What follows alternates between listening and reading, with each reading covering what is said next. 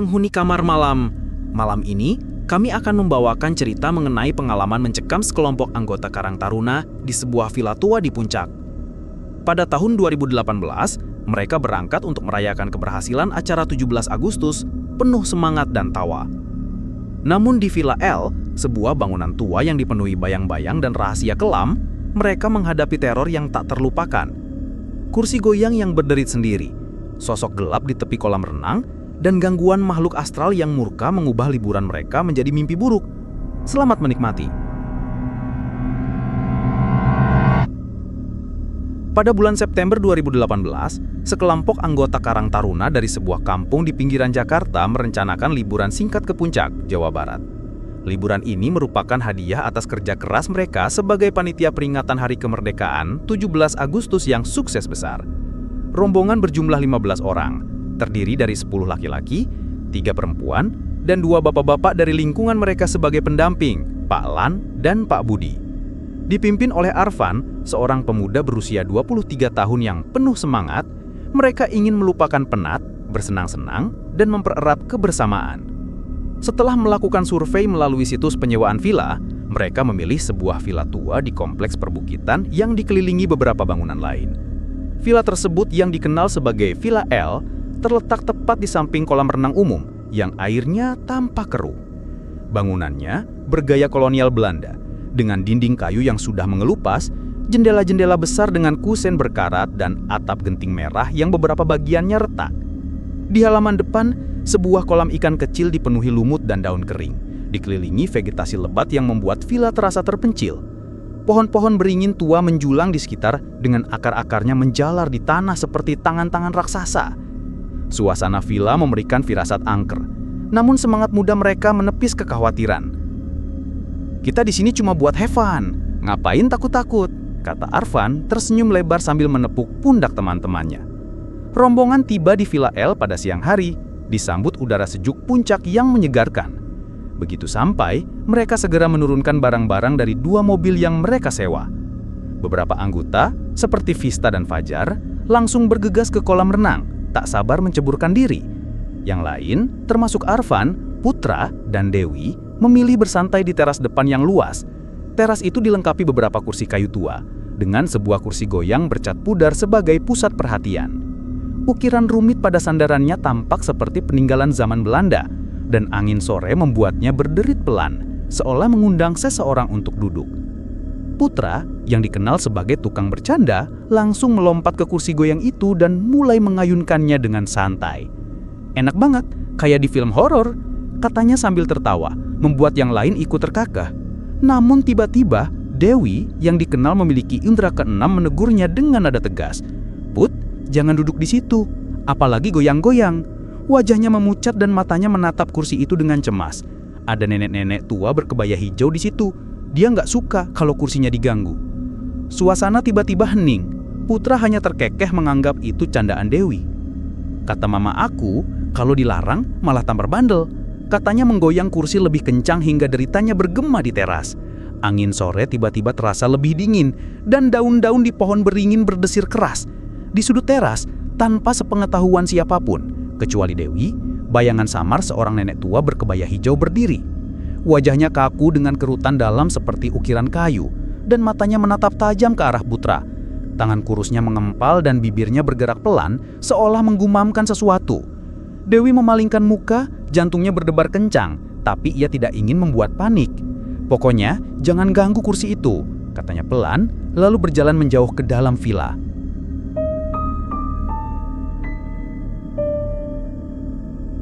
Menjelang maghrib, suasana mulai berubah. Arfan memutuskan mandi di kamar mandi besar di dalam villa. Kamar mandi itu luas, dengan bathtub tua yang sudah kusam, dinding keramik retak-retak, dan cermin besar yang buram. Plafon kayunya bolong di salah satu sudut, memperlihatkan kegelapan di loteng. Saat air mengalir dari pancuran, Arfan merasa ada yang tak beres. Matanya terus tertuju pada lubang di plafon, seolah ada sesuatu yang mengintip dari atas. Bayangan gelap sepertinya bergerak di balik lubang itu, tapi setiap kali ia menatap langsung, tak ada apa-apa. Jantungnya berdetak kencang dan bulu kuduknya berdiri. "Cuma perasaan," gumamnya. berusaha menenangkan diri. Ia mempercepat mandinya, tak betah berlama-lama di ruangan yang terasa semakin pengap. Sementara itu, di halaman depan, Pak Lan dan beberapa anak muda sedang bermain voli kecil di dekat kolam ikan. Tiba-tiba, Pak Lan tersandung dan hampir jatuh. Wajahnya memucat dan ia mengeluh sakit di pundaknya. Kayaknya masuk angin habis main voli tadi, katanya berusaha tersenyum.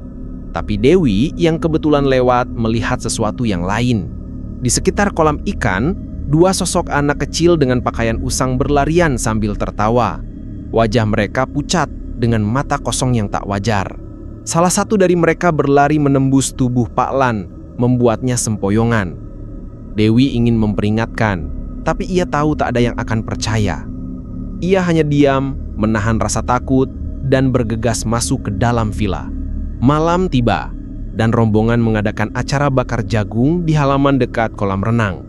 Api unggun menyala terang, menerangi wajah-wajah ceria. Gitar dimainkan oleh Kavi yang dikenal jago memainkan lagu-lagu pop, sementara tawa menggema dan aroma jagung bakar memenuhi udara. Beberapa orang seperti Vista dan Fajar bermain kapsa di atas tikar, sementara yang lain bernyanyi riang. Air kolam renang memantulkan cahaya api, menciptakan bayangan-bayangan aneh yang bergoyang. Dewi yang biasanya ikut bercanda, tampak pendiam malam itu. Ia duduk di pinggir, memandang ke arah kolam renang dengan wajah tegang. Tiba-tiba, angin malam bertiup kencang, membuat api unggun berkobar lebih besar. Daun-daun di pohon beringin berdesir keras dan suhu udara terasa turun drastis. Dewi menoleh ke ujung kolam renang dan matanya melebar. Di sana, di bawah bayangan-bayangan pohon beringin, berdiri sosok tinggi besar berwarna hitam pekat. Tubuhnya tak jelas bentuknya, seperti asap yang mengeras, dengan dua titik merah samar di tempat seharusnya ada mata. Sosok itu tak bergerak, hanya berdiri diam seolah mengawasi rombongan. Dewi merasa tatapan itu menusuk hingga ke tulang. Dia nggak suka keributan, gumamnya pelan, tapi tak ada yang mendengar. Ia mencoba menenangkan diri, berharap sosok itu akan menghilang jika diabaikan, tapi jantungnya terus berdegup kencang. Di dalam villa, Arfan, Vista, dan Kavi sedang asyik memetik gitar di ruang tamu. Lampu temaram menerangi ruangan, menciptakan suasana hangat. Meja kayu tua di tengah ruangan dipenuhi cangkir kopi dan piring bekas makan. Tiba-tiba, mereka melihat Dewi berjalan melintasi ruang tamu, memegang secangkir kopi hitam. Langkahnya kaku, wajahnya datar tanpa ekspresi, dan matanya kosong. Ia berjalan menuju teras depan, tak menghiraukan siapapun. Di belakangnya, bayangan samar Danek berkebaya hijau mengikuti. Langkahnya pelan tapi pasti, dengan tangan kurusnya menggenggam sesuatu yang tak terlihat. Arfan yang merasa ada yang aneh, berteriak, "Dewi, lu ngapain ngadoin kopi hitam gitu?" Tapi Dewi tak menjawab, hanya terus berjalan hingga menghilang di teras. Vista dan Kavi saling pandang, bingung. "Dia kenapa sih?" tanya Kavi. Arfan hanya mengangkat bahu, tapi perasaan tak nyaman mulai menyelimuti.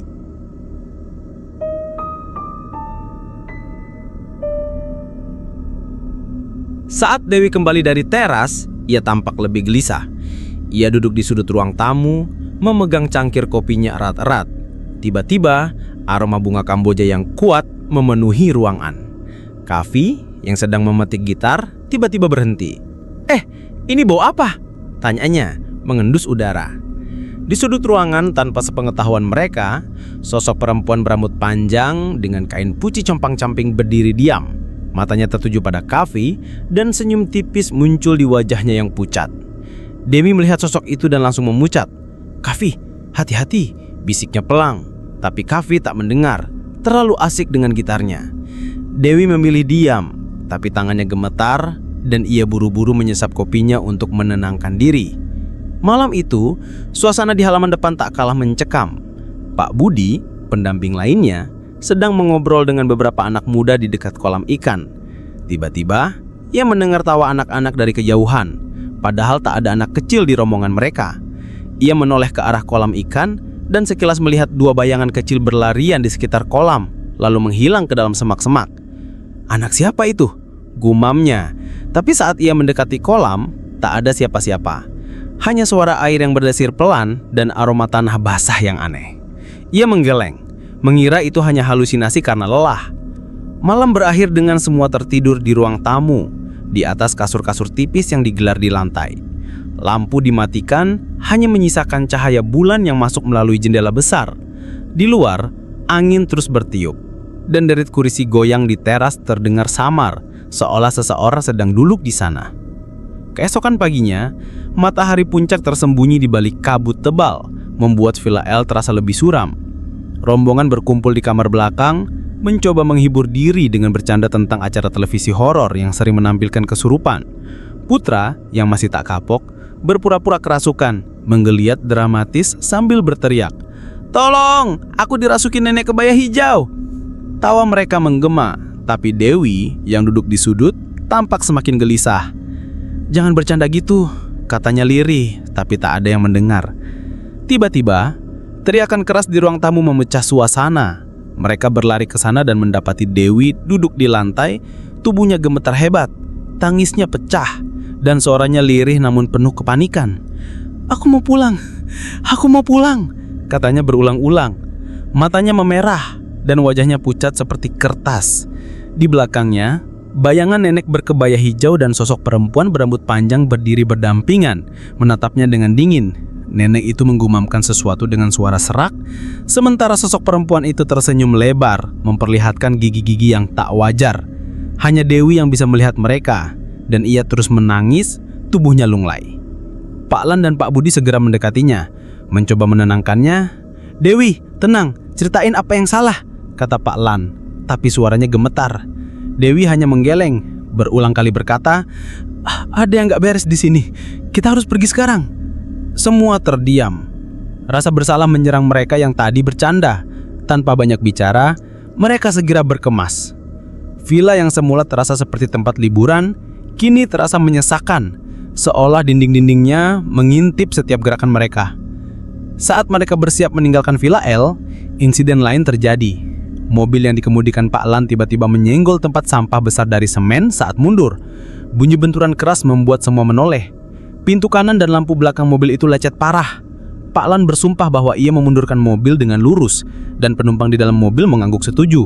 Tapi Arfan, yang berada di mobil di belakang, melihat sesuatu yang lain. Mobil itu bergerak miring ke kiri, seolah didorong oleh kekuatan tak terlihat. Di sudut matanya, ia sekilas melihat bayangan hitam besar di dekat tempat sampah, tetapi saat ia menoleh, bayangan itu lenyap.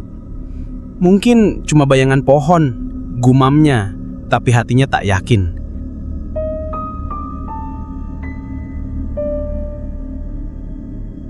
Perjalanan pulang berlangsung dalam suasana tegang. Tak ada yang banyak bicara, hanya suara mesin mobil dan desau angin yang terdengar. Arfan, yang mengantar Rina ke Bekasi, mencoba mencairkan suasana dengan menyetel musik dan bernyanyi bersama. Tapi di tengah nyanyian, ia mendengar suara perempuan lain yang ikut bernyanyi pelan. Suara itu lembut, seperti bisikan, tapi jelas bukan dari Rina. Ia melirik ke arah Rina, yang sedang diam, memandang keluar jendela. Suara itu terdengar lagi, kali ini lebih jelas, disertai aroma bunga Kamboja yang tiba-tiba memenuhi mobil. Arfan merinding, jantungnya berdegup kencang. Ia melirik ke kaca spion belakang dan sekilas melihat bayangan samar di kursi belakang. Sosok perempuan dengan rambut panjang menutupi wajah. Tapi saat ia menoleh, tak ada apa-apa. Ia memilih diam, tak ingin membuat Rina panik. Tapi tangannya gemetar di setir. Setibanya di Jakarta, ketegangan belum usai. Dewi yang tinggal di kos di lantai 2 rumah Pak RT mulai merasakan kehadiran aneh. Setiap malam, saat ia berdiri di jendela kamarnya, ia melihat 2 sosok di bawah pohon jambu di depan kosannya. Nenek-nenek berkebaya hijau dan perempuan berambut panjang berpakaian putih. Mereka berdiri berdampingan, menatap ke arah jendelanya tanpa berkedip. Wajah nenek itu penuh kerutan dengan mata cekung yang penuh kemarahan. Sosok perempuan itu tersenyum lebar, tapi senyumnya mengerikan, seperti topeng yang retak. Tubuh Dewi terasa lemas setiap kali melihat mereka, dan selama seminggu ia merasa sakit tanpa sebab yang jelas. ia sering terbangun tengah malam karena mendengar suara derit kursi goyang atau tawa pelan yang tak jelas asalnya. Beruntung, seorang tetangga yang mengerti hal-hal spiritual, Ibu Sari, membantu Dewi. Dengan ritual sederhana menggunakan air garam, kemenyan, dan doa-doa, Ibu Sari berhasil memulangkan kedua sosok itu ke asalnya. Dewi akhirnya sembuh. Tapi pengalaman itu meninggalkan trauma mendalam bagi seluruh rombongan. Mereka berkumpul sekali lagi di rumah Pak RT. Tapi kali ini tak ada tawa. Semua duduk dalam diam, mendengarkan cerita Dewi tentang apa yang ia lihat di Villa L. Villa L ternyata bukan sekadar villa tua. Di sana dua anak kecil dengan wajah pucat bermain riang di sekitar kolam ikan. Tak peduli siang atau malam. Sosok pria tua hitam besar mengawasi kolam renang setiap malam. Diam seperti patung tapi penuh ancaman. Nenek-nenek berkebaya hijau menjaga kursi goyangnya dengan cemburu, siap marah pada siapa saja yang mengusiknya. Dan kuntilanak dengan senyum mengerikan dan aroma bunga Kamboja berkeliaran di dalam villa, tertarik pada jiwa-jiwa muda yang tak sengaja mengusik ketenangannya. Pengalaman di Villa L menjadi pelajaran pahit bahwa ada tempat yang lebih baik dibiarkan sendiri. Kabut puncak yang dingin menyimpan rahasia yang tak seharusnya diganggu, dan rombongan Karang Taruna itu tak pernah lagi merencanakan liburan bersama. Villa L tetap berdiri di sana, di ujung kompleks perbukitan, menunggu tamu berikutnya yang tak tahu apa yang menanti mereka. Baiklah, sekian dulu cerita kami kali ini. Kami mohon maaf jika ada kesalahan dalam perkataan dan pengucapan saat membawakan cerita. Berikan pendapat kalian dari cerita ini di kolom komentar. Jangan lupa like dan subscribe channel Kamar Malam untuk mendapatkan cerita-cerita horor dan misteri lainnya yang akan membuat malammu semakin mencekam. Aktifkan lonceng notifikasinya agar tidak ketinggalan update cerita terbaru. Semoga dengan kisah ini dapat menghibur sahabat semua, dan sampai jumpa lagi di kisah kami selanjutnya.